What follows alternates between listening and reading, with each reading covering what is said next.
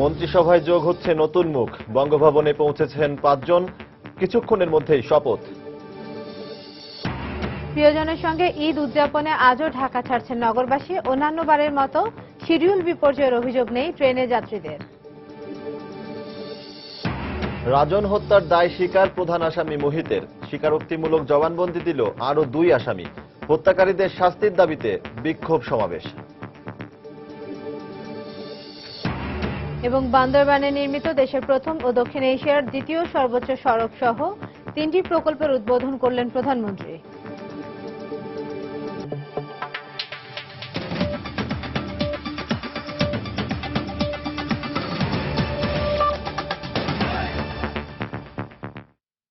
বাংলা সময়ের সঙ্গে আছি আমি সজল দাস এবং আমি ইশরাত জাহান।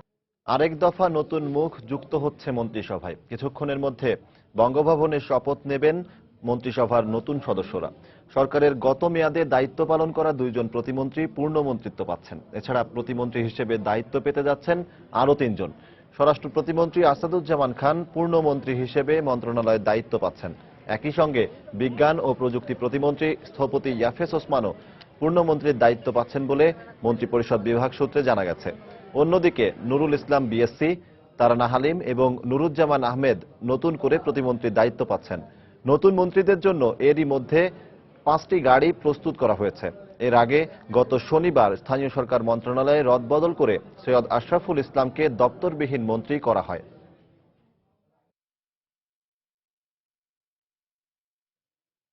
বাজেটে বরাদ্দকৃত অর্থ যথাযথভাবে ব্যবহার করে উন্নয়ন কর্মকাণ্ড এগিয়ে নিতে সংশ্লিষ্ট সবাইকে নির্দেশ দিয়েছেন প্রধানমন্ত্রী শেখ হাসিনা। সকালে গণভবন থেকে ভিডিও কনফারেন্সের মাধ্যমে ঢাকা, রংপুর ও বান্দরবানের 3টি উন্নয়ন প্রকল্পের উদ্বোধন করে একথা বলেন তিনি। এ সময় তিনি বলেন, 20 দলীয় জোট জ্বালাও পোড়াও না চালালে এবারে মানুষের ঈদ যাত্রা আরো সুখকর হতো। পার্বত্য চট্টগ্রামের দুর্গম এলাকায় মোবাইল নেটওয়ার্ক চালু হয়েছে অনেক আগেই। আর এবার উন্নয়নের সেই ধারায় যোগ হলো দেশের সর্বোচ্চ 35 কিলোমিটার দীর্ঘ থানচি আলীকদম মহাসড়ক। সকালে গণভবনে ভিডিও কনফারেন্সের মাধ্যমে বেশ কয়েকটি উন্নয়ন প্রকল্পের উদ্বোধন করেন প্রধানমন্ত্রী শেখ হাসিনা, যার মধ্যে উল্লেখযোগ্য ছিল পার্বত্য অঞ্চলের থানচি আলীকদম মহাসড়কটি। একই অনুষ্ঠানে প্রধানমন্ত্রী রংপুর বিভাগীয় শহরের 4 লেন প্রকল্প, আশুলিয়া বিরুলিয়া মহাসড়ক ও সেতু প্রকল্প উদ্বোধন করেন। প্রকল্পগুলো উদ্বোধন শেষে প্রধানমন্ত্রী বলেন, তার সরকার ক্ষমতায় এলেই কেবল দেশের উন্নতি হয়, আর তাই বাজেটের বরাদ্দকৃত টাকার যথাযথ ব্যবহারের নির্দেশ দিয়েছেন সংশ্লিষ্ট সবাইকে। আমরা কিন্তু সার্বিক উন্নয়নের ব্যাপক কর্মসূচি হাতে নিয়েছি। এই কর্মসূচিগুলি যাতে যথাযথভাবে কার্যকর হয় সেদিকে এলাকাবাসীর আমি দৃষ্টি আকর্ষণ করি যে প্রত্যেক এলাকায়, এটা শুধু রংপুর বসে না, সমগ্র বাংলাদেশের প্রত্যেক অঞ্চলের মানুষকে অনুরোধ করব যে যে সমস্ত প্রকল্প আমরা দিয়েছি এই প্রকল্পের টাকাটা ঠিকমতো খরচ করে উন্নয়নের কাজটা যেন যথাযথভাবে হয়, তাতে দেশের মানুষ তারাই লাভবান হবেন এবং দেশের আর্থসামাজিক উন্নতি হবে। উন্নয়ন প্রকল্পগুলো এবারের ঈদে যাত্রী সাধারণের জন্য ঈদ উপহার ঘোষণা দিয়ে তিনি বলেন, 20 দলীয় জোট ধ্বংসাত্মক জ্বালাও পোড়াও না চালালে এবারের মানুষের ঈদ যাত্রা আরো সুখকর হতো। আমি আজ পর্যন্ত জীবনে দেখি নাই যে আন্দোলনের নামে মানুষ পুড়িয়ে মারা আর এই যে এভাবে সম্পদ, জাতীয় সম্পদ ধ্বংস করা আর লঞ্চে আগুন দিয়ে লঞ্চ পোড়ানো, এরকম ঘটনা বোধহয় এই ধরনের ধ্বংসাত্মক জঘন্য ঘটনা এটা বিএনপি জামাতি করতে পারে, আর কোনো যারা মানুষ হিসেবে গণ্য তারা পারে না। পরে নৌ পরিবহন মন্ত্রণালয়ের অধীনে বাংলাদেশ অভ্যন্তরীণ নৌ পরিবহন কর্পোরেশন BIWTCর 3টি যাত্রীবাহী জাহাজও উদ্বোধন করেন প্রধানমন্ত্রী। এ সময় নদী খননের নির্দেশ দিয়ে তিনি বলেন, অদূর ভবিষ্যতে বাংলাদেশ অভীষ্ট লক্ষ্যে পৌঁছাবে। দেবাশিস রায়, সময় সংবাদ, ঢাকা। খুব একটা ঝামেলা ছাড়াই রেলপথে বাড়ি ফিরছেন ঈদ যাত্রীরা। 2-1টি ট্রেন ছাড়া অধিকাংশ ট্রেনই সময় মতো ছেড়ে যাওয়ায় যাত্রীদের মাঝেও ছিল স্বস্তি। আর আজকের মতো ঈদের আগে বাকি দিনগুলোও এমন ঝামেলাবিহীন হবে প্রত্যাশা রেল কর্তৃপক্ষের। রিপোর্ট করছেন জাফর সাদিক। দাদুভাই যাচ্ছি ঈদ করতে মজা করে। ঈদের জন্য বাড়িতে যাচ্ছি, ওখানে গেলে তো অনেক মজা হয়। দাদা বাড়িতে আমার চাচা চাচি অনেকজন আছে, তাদের সাথে অনেক মজা করবো ঈদে। ঈদযাত্রার আনন্দ বড়দের চেয়ে ছোটদের মাঝে যেন একটু বেশিই থাকে। আর সেই যাত্রাটা যদি হয় নির্ঝঞ্ঝাট, তাহলে স্বস্তির ফুসরত পান অভিভাবকরাও। মঙ্গলবার কমলাপুর রেল স্টেশনে এমন স্বস্তির প্রকাশ ছিল অধিকাংশ যাত্রীর কণ্ঠেই। এবার মাশাআল্লাহ অনেক ভালো, লাস্ট টাইমের চেয়ে লাস্ট টাইম অনেক ভিড় ছিল, এবার তুলনামূলকভাবে ইটস ওয়ে বেটার।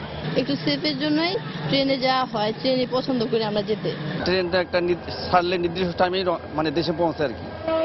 রেল কর্তৃপক্ষের দাবি সুষ্ঠু ব্যবস্থাপনা আর কঠোর নজরদারির কারণেই সময় মতো ছেড়ে গেছে ট্রেনগুলো। তবে বুধবার থেকে যাত্রীর চাপ বাড়লে এই ব্যবস্থাপনা কতটা সুষ্ঠু থাকবে তা নিয়ে ঠিক নিশ্চিত নয় তারাও। আমরা চেষ্টা করব যাতে শিডিউলটা ঠিক রাখা যায়।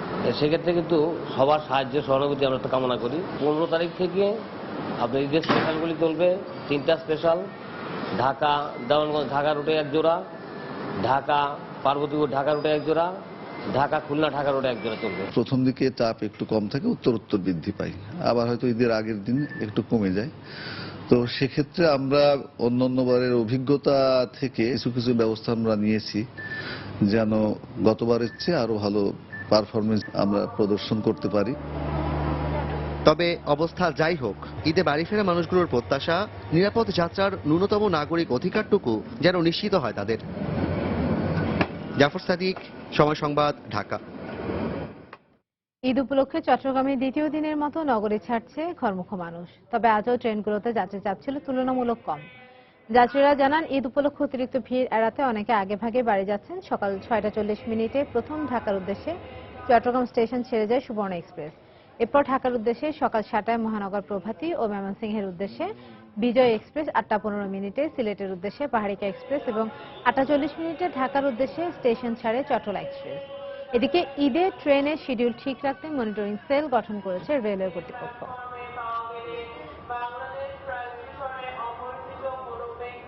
দাদুর বাড়িতে ঈদ করতে অনেক ভালো লাগে, সব বন্ধু বান্ধব আছে, সবার সাথে একসাথে, এই জন্য যাচ্ছি।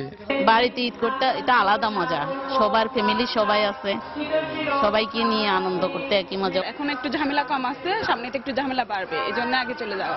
সকাল থেকে এই পর্যন্ত যতটা ট্রেন গেছে প্রতিটা ট্রেনেই যথাসময়ে ছেড়ে গেছে। শিডিউল ঠিক রাখার জন্য এখন আমাদের কন্ট্রোল অফিসে মনিটরিং সেল গঠন করা হয়েছে। ফিল্ড লেভেলেও দিয়ে পর্যবেক্ষণ কর্মকর্তাদের দিয়ে একটা টিম আছে যাতে দিয়ে প্রতিটা ট্রেন সঠিক সময়ে চলে যায়। এদিকে পুলিশের আইজি একেএম শহীদুল হক বলেছেন, ঈদে ঘরমুখ মানুষের যাত্রা নির্বিঘ্ন করতে এবং আইনশৃঙ্খলা পরিস্থিতি নিয়ন্ত্রণে রাখতে পুলিশের পক্ষ থেকে পর্যাপ্ত নিরাপত্তা ব্যবস্থা গ্রহণ করা হয়েছে। সকালে গাজীপুরের কালিয়াকৈরের চন্দ্রা এলাকায় ঢাকা টাঙ্গাইল মহাসড়ক পরিদর্শনে গিয়ে সাংবাদিকদের সাথে মত বিনিময়কালে তিনি এসব কথা বলেন। জেলা police, metropolitan police, highway police সকলে মিলে যার যার অবস্থান থেকে তারা নিরাপত্তা ব্যবস্থা গ্রহণ করেছে। আমাদের নির্দেশনা ছিল, আমরা আল্লাহর রহমতে এখন পর্যন্ত ঢাকা সহ প্রত্যেকটা এলাকায় কিন্তু আমরা আইন শৃঙ্খলা পরিস্থিতি ভালো রাখতে সক্ষম হয়েছি জনগণের সহায়তা, আপনাদের সহায়তায়। অন্যান্য পয়েন্ট কুমিল্লা চট্টগ্রাম রাস্তায়, আপনার ঢাকা মাওয়া রাস্তায়, ঢাকা আরিচা, যেখানে যেখানে যে পয়েন্টগুলি ভার্নারেবল পয়েন্ট, যেখানে ট্রাফিক কনজেশন হওয়ার সম্ভাবনা থাকে, সেই জায়গাগুলি আমরা আমাদের নিরাপত্তা ব্যবস্থা গ্রহণ করেছি। বাংলা সময় আরো থাকছে। কুষ্টিয়া ও সিরাজগঞ্জে সড়ক দুর্ঘটনায় ভাই বোন সহ 7 জনের মৃত্যু, আহত হয়েছেন আরো 6 জন। সিলেটে শিশু রাজন হত্যার সঙ্গে নিজের সম্পৃক্ততার কথা স্বীকার করেছে প্রধান আসামি মোহিত। 5 দিন রিমান্ডের প্রথম দিনেই গতরাতে নারকীয় এই হত্যাযজ্ঞের সঙ্গে জড়িত থাকার কথা সে স্বীকার করে বলে জানান জালালাবাদ থানার ভারপ্রাপ্ত কর্মকর্তা আক্তার হোসেন। এ ঘটনায় পুলিশের কোনো গাফিলতি আছে কিনা তা সহ পুরো বিষয়টি খতিয়ে দেখতে এডিসি রহমতুল্লাহকে প্রধান করে 5 সদস্যের তদন্ত কমিটি গঠন করেছে সিলেট মেট্রোপলিটন পুলিশ। এদিকে হত্যার ঘটনায় মোহিতের স্ত্রী সহ আরো 5 জনকে আটক করেছে পুলিশ। নৌশাদ আহমদ চৌধুরীর ছবিতে আরো জানাচ্ছেন আব্দুল আহাদ। ঘটনার দিন গ্রেপ্তার করা প্রধান আসামি মুহিতকে সোমবার 5 দিনের রিমান্ডে নেয় পুলিশ। রিমান্ড চলাকালে প্রথম দিন রাতেই হত্যার সঙ্গে জড়িত থাকার কথা স্বীকার করে সে। এ সময় জড়িত আরো কয়েকজনের নামও প্রকাশ করে মোহিত। 5 দিন রিমান্ডের প্রথম দিনে সে ঘটনার কথা স্বীকার করেছে। ইতিমধ্যে তার স্ত্রী এই ঘটনায় আটক করেছি। যারা এই ঘটনা থেকে প্রত্যক্ষদর্শী 2 জন আজমতুল্লাহ এবং ফিরোজ আলী নামে 2 জনকে আমরা আটক করেছি। রাজনকে যেখানে পিটিয়ে হত্যা করা হয় সেই তেমুখী পয়েন্টে 24 ঘন্টা দায়িত্ব পালন করে পুলিশ। ঘটনার দিনেও সেখানে সকাল 8টা পর্যন্ত এএসআই আলী হোসেন সহ 3 জন পুলিশ সদস্য এবং 8টার পর এএসআই সিকন্দর আলীর সাথে 2 জন কনস্টেবল দায়িত্ব পালন করে। কিন্তু পুলিশের চোখ ফাঁকি দিয়ে 2 ঘন্টাব্যাপী একটি শিশুকে কিভাবে পিটিয়ে হত্যা করা হয় সেটি পুলিশকেও ভাবিয়ে তুলেছে। তবে পুলিশের কোনো গাফিলতি আছে কিনা বিষয়টি খতিয়ে দেখতে 5 সদস্যের কমিটি গঠন করেছে সিলেট মেট্রোপলিটন পুলিশ। এই কমিটি তদন্ত কাজেও সহায়তা করবে। মামলা তদন্তের পাশাপাশি যদি কোনো পুলিশের গাফিলতি থাকে বা এরকম এই ঘটনা রোধকল্পে যদি পুলিশের কোনো শৈথিল্য ভাব বা কোনো কিছু পাওয়া যায়, আমরা তাদের বিরুদ্ধে দৃষ্টান্তমূলক ব্যবস্থা নেওয়া হবে। এদিকে নারকীয় এই হত্যাকাণ্ডের প্রত্যক্ষদর্শীরা জানান, তারা বাধা দিতে চাইলে তাদেরও চোর সাজিয়ে নির্যাতনের হুমকি দেয় পাষাণ্ডরা। আর হত্যাকাণ্ড চলাকালে অর্ধশতাধিক লোক সেটি প্রত্যক্ষ করেছে বলেও জানান তারা। কামরুল্লাহ আমার সিনে জিগাইলাম এটা কিতা হয়েছে রে, তাহলে তুমি মারছো না, নাক গলাইও না, যাও গে না, তোমারও ইয়া কর্ম সুরের লগে বানমো। গেরেও যদি আরো মানুষ আসলা হামলা এরাও দেখছে কেউ বাঁচানি এই কথাটা কেউ হয় না, মারিস না হান কেউ হয় না, ও বড় দুঃখ। গত 8 জুলাই সকালে বাজারে সবজি বিক্রি করতে যাওয়ার সময় চোর সাজিয়ে পিটিয়ে হত্যা করা হয় রাজনকে। আব্দুল আহাদ, সময় সংবাদ, সিলেট। এদিকে রাজন হত্যা মামলা দ্রুত বিচার ট্রাইব্যুনালে নেওয়া হবে বলে জানিয়েছেন সিলেটের public prosecutor advocate Misbauddin Siraj. এছাড়া হত্যাকারীদের হয়ে কোনো আইনজীবী আদালতে লড়বেন না বলেও ঘোষণা দেন তিনি। বিকেলে রাজনের হত্যাকারীদের গ্রেফতারের দাবিতে সিলেটের তেমুখী পয়েন্টে আয়োজিত এক বিক্ষোভ সমাবেশে এসব কথা বলেন তিনি। সদর উপজেলাবাসীর উদ্যোগে এই সমাবেশে অংশ নেন বিপুল সংখ্যক মানুষ। এ সময় রাজন হত্যার সঙ্গে আরও যারা জড়িত তাদের দ্রুত গ্রেফতার করে আইনের আওতায় আনার দাবি জানানো হয়। সৌদি আরবে আটক কামরুলকে দ্রুত দেশে ফিরিয়ে আনার দাবিও জানান তারা। এদিকে এখনও পলাতক আসামিদের গ্রেফতারে অভিযান অব্যাহত আছে বলে জানিয়েছে পুলিশ।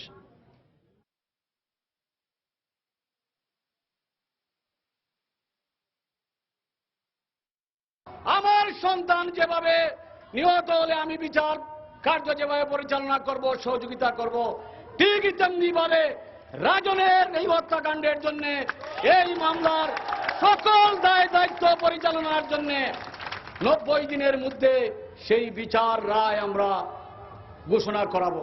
আমাদের আদালতের 1400 আইনজীবী রয়েছেন, রাজন হত্যাকারীদের পাশে তারা দাঁড়াবে না।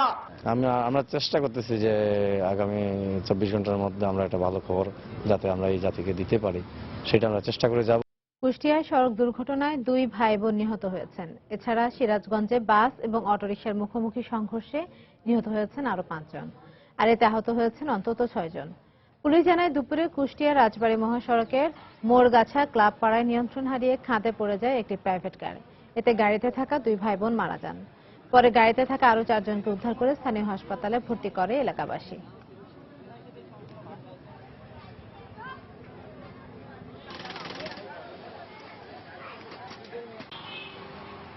এদিকে সকালে ঢাকা পাবনা মহাসড়কের বোয়ালিয়া বাজার এলাকায় বাস এবং অটোরিকশার মুখোমুখি সংঘর্ষ হয়। এতে ঘটনাস্থলে অটোরিকশার চালক সহ 5 জন নিহত হন। আহত হন আরো 2 জন। আহতদের স্থানীয় হাসপাতালে ভর্তি করা হয়েছে। নিহতদের পরিবারকে জেলা প্রশাসনের পক্ষ থেকে 10,000 টাকা করে সহায়তা দেওয়া হয়েছে।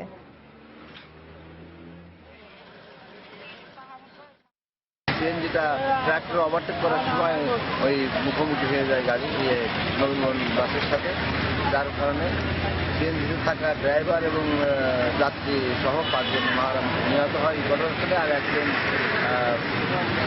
মহিলা তিনি বেঁচে আছে। সিলেটে শিশু রাজন হত্যার প্রতিবাদে দেশব্যাপী মানববন্ধন করেছে বিভিন্ন সংগঠন। এ সময় হত্যাকারীদের দৃষ্টান্তমূলক শাস্তির দাবি করা হয়। বিকেলে চট্টগ্রাম প্রেস ক্লাবের সামনে মানববন্ধন করে সচেতন নাগরিক সমাজ। জাতীয় শিশু কিশোর সংগঠন খেলাঘর সহ বিভিন্ন সাংস্কৃতিক সংগঠনের নেতাকর্মীরা এতে অংশ নেন। এ সময় বক্তারা দোষীদের দৃষ্টান্তমূলক শাস্তির দাবি করেন।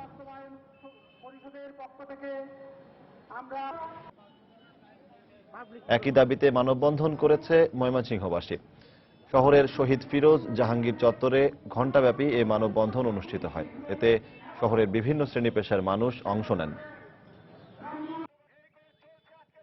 এদিকে রাজশাহীর 0 পয়েন্টে মানববন্ধন করেছে বাংলাদেশ সমাজতান্ত্রিক দল। এতে সংগঠনের নেতাকর্মীরা শিশু নির্যাতন বন্ধে বিভিন্ন ব্যানার ফেস্টুন সহ অংশ নেন। এছাড়া বগুড়া, ফরিদপুর, দিনাজপুর সহ দেশের বিভিন্ন স্থানে শিশু রাজন হত্যার বিচারের দাবিতে মানববন্ধন অনুষ্ঠিত হয়েছে।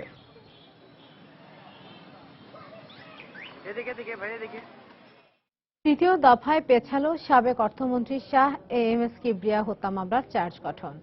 আজ দ্রুত বিচার ট্রাইব্যুনালে মামলার আসামির সবাইকে উপস্থিত না করায় এই চার্জ গঠন সম্ভব হয়নি। পরবর্তী তারিখ ঈদের পর ঘোষণা করা হবে বলে জানিয়েছেন আদালত।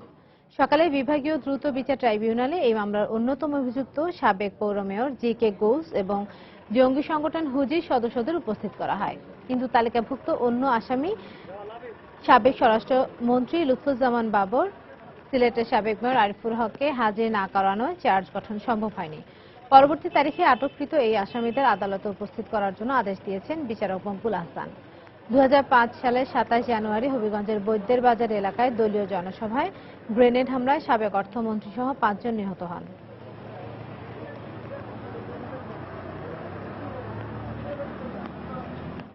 এই মামলাটায় যে আসামিদেরকে আসামিভুক্ত করা হয়েছে তারা সবাই আজকে আদালতে উপস্থিত না থাকার কারণে আমরা চার্জটা আসামিদের বিরুদ্ধে গঠন করা সম্ভবপর হয় নাই। বকেয়া মজুরি ও ঈদ বোনাসের দাবিতে খুলনায় রাষ্ট্রায়ত্ত 7টি পাটকলে অনির্দিষ্টকালের ধর্মঘট ডেকেছেন পাটকল শ্রমিকরা। সকালে বকেয়া মজুরি পরিশোধ ও ঈদ বোনাস নিয়ে পাটকলের প্রশাসনিক কর্মকর্তাদের সঙ্গে বৈঠক করেন শ্রমিক নেতৃবৃন্দ। এ সময় মজুরি ও বোনাসের ব্যাপারে কোনো সমাধান না হওয়ায় দুপুরে ধর্মঘটের ডাক দেন তারা। এক পর্যায়ে উৎপাদন বন্ধ রেখে মিল চত্বরে সমাবেশ করেন শ্রমিকরা। এতে খুলনা যশোর মহাসড়ক অবরোধ সহ 3 দিনের কর্মসূচি ঘোষণা করা হয়।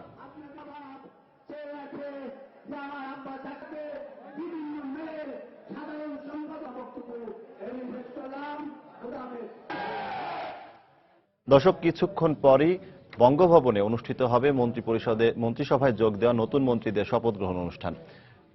ইতিমধ্যে সেখানে পৌঁছেছেন প্রধানমন্ত্রী শেখ হাসিনা। আমরা এখন সরাসরি চলে যাচ্ছি সেখানে।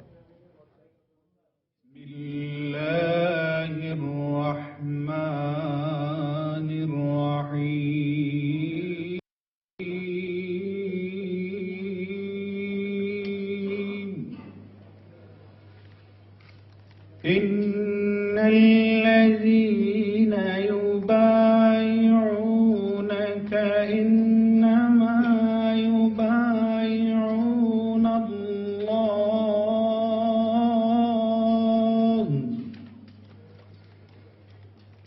يد الله فوق أيديهم فمن نكث فإنما ينكث على نفسه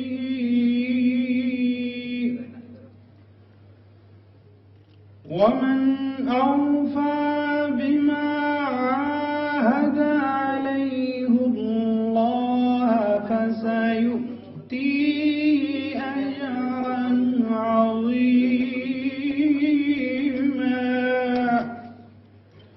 صدق الله العظيم তালাওয়াতকৃত আয়াতে আল্লাহ পাক ঘোষণা করিয়াছেন যে নিশ্চয়ই যাহারা আপনার সহিত প্রতিজ্ঞাবদ্ধ হইতেছে তাহারা প্রকৃত পক্ষে আল্লাহর সহিত প্রতিজ্ঞা করিতেছে। আল্লাহর হাত তাহাদের হাতের উপর রহিয়াছে, অতঃপর যে ভঙ্গ করিবে অঙ্গীকার, তাহার অঙ্গীকার ভঙ্গের শাস্তি তাহার উপর বর্তিবে। আর আল্লাহর সহিত তাহার যে অঙ্গীকার হইয়াছে তাহা যে পূর্ণ করিবে, বস্তুত আল্লাহ তাআলা সস্তরই তাকে বিরাট প্রতিদান প্রদান করবেন। সূরা আল ফাত আয়াত 10। ওমা আলাইনা ইল্লাল বালাগ।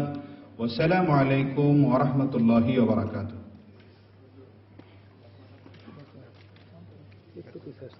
সম্মানিত সুধীবৃন্দ, গণপ্রজাতন্ত্রী বাংলাদেশের সংবিধানের 56 অনুচ্ছেদের 2 দফা অনুযায়ী মহামান্য রাষ্ট্রপতি আজ 30শে আষাঢ় 1422 বঙ্গাব্দ মোতাবেক 14ই জুলাই 2015 খ্রিস্টাব্দ মঙ্গলবার জনাব নুরুল ইসলাম বিএসসি, স্থপতি ইয়াফিস উসমান ও জনাব আসাদুজ্জামান খানকে গণপ্রজাতন্ত্রী বাংলাদেশ সরকারের মন্ত্রী পদে এবং বেগম তারানা হালিম ও জনাব নুরুজ্জামান আহমদকে প্রতিমন্ত্রী পদে নিয়োগ প্রদান করেছেন। এখন আমি নবনিযুক্ত মাননীয় মন্ত্রীগণকে অনুগ্রহপূর্বক শপথ গ্রহণ করার জন্য সবিনয় অনুরোধ জানাচ্ছি।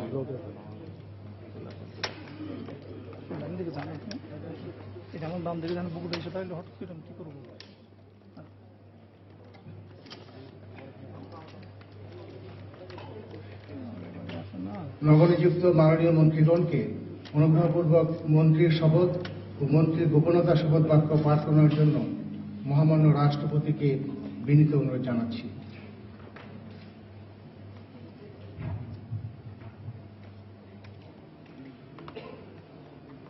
আমি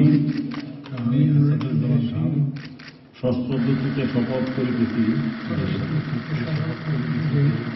আমি আইন অনুযায়ী সরকারের মন্ত্রী পদের কর্তব্য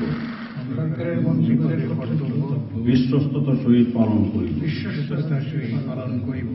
আমি বাংলাদেশের প্রতি অকৃত্রিম বিশ্বাস ও আনুগত্য পোষণ করিব।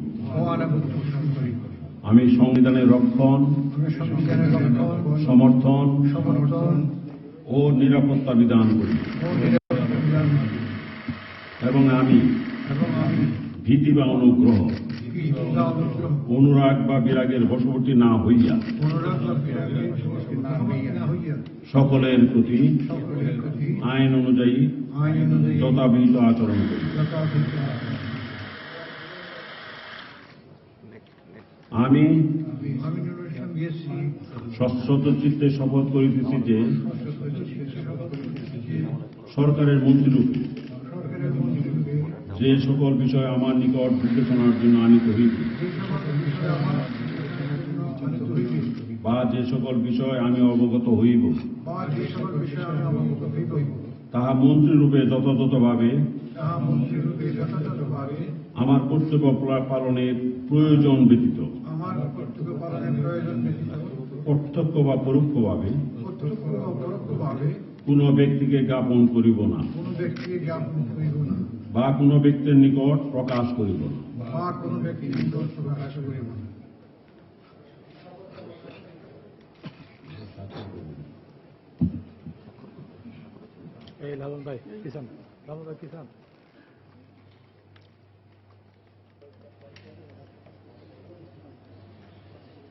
ব্লক করলে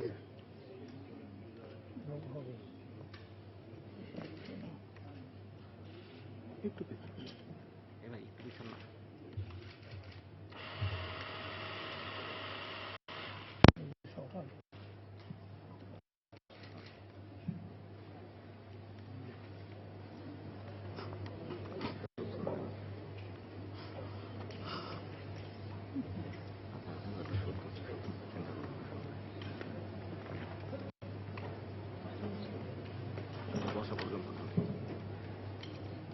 ধন্যবাদ।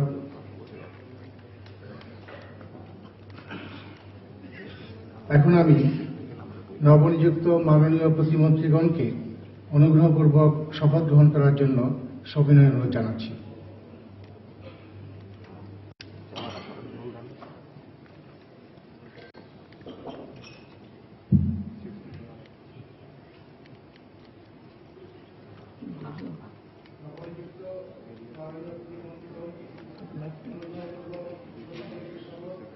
প্রতিমন্ত্রী গোপনতা শপথ বাক্য পাঠ করানোর জন্য মহামান্য রাষ্ট্রপতিকে বিনীত অনুরোধ জানাচ্ছি।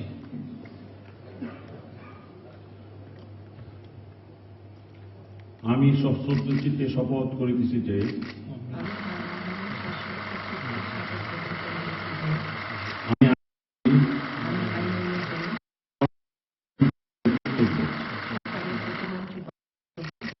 বিশ্বস্ততার সহিত পালন প্রতি অকৃত্রিম বিশ্বাস ও আনুগত্য পোষণ করি। আমি বাংলাদেশের প্রতি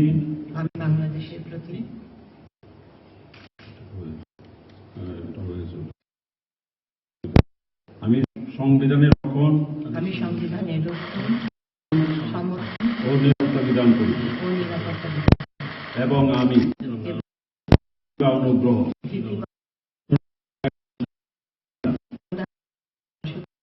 সকলের প্রতি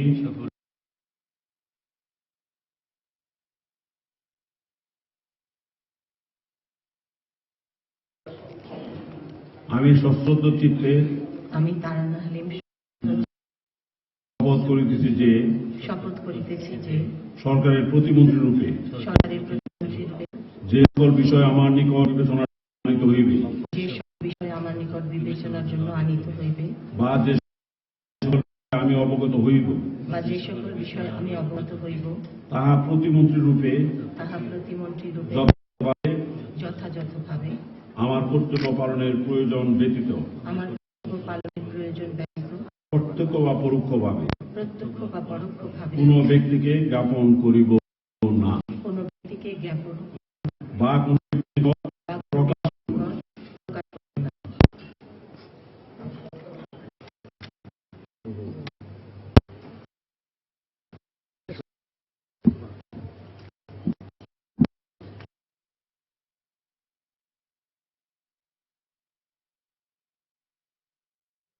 দর্শক, মন্ত্রিসভায় যোগ হওয়া নতুন সদস্যদের শপথ বাক্য পাঠ করিয়েছেন রাষ্ট্রপতি অ্যাডভোকেট আব্দুল হামিদ। আমরা তখন সরাসরি ছিলাম সেই শপথ বাক্য পাঠ অনুষ্ঠানে। এই ছিল বাংলা সময়। যে কোনো খবর পেতে ভিজিট করুন সময়নিউজ.tv। এছাড়া এইমাত্র পাওয়া খবর আপনার মোবাইলে পেতে SMS করুন, স্টার্ট স্পেস SN লিখে পাঠিয়ে দিন 16242 নম্বরে। সঙ্গে থাকুন সময়ের।